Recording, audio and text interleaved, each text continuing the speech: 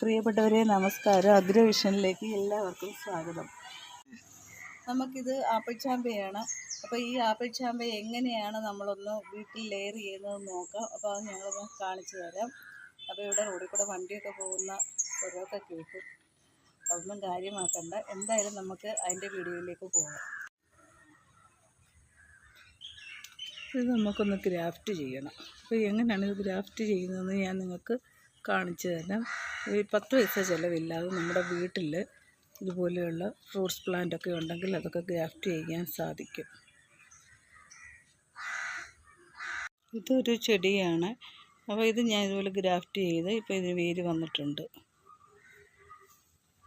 ഇനി ഞാൻ നിങ്ങളെ കാണിച്ചു തരാം. അടുത്ത വീഡിയോയിൽ ഇത് കാണിച്ചു തരാം. ഇതുപോലെ നമുക്ക് വീട്ടിൽ ചെയ്യാം. ഇത് മുള്ളാത്തയാണ്.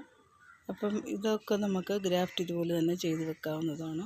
ചെത്തിയൊക്കെ പിടിക്കാൻ ഭയങ്കര പ്രയാസമാണ്.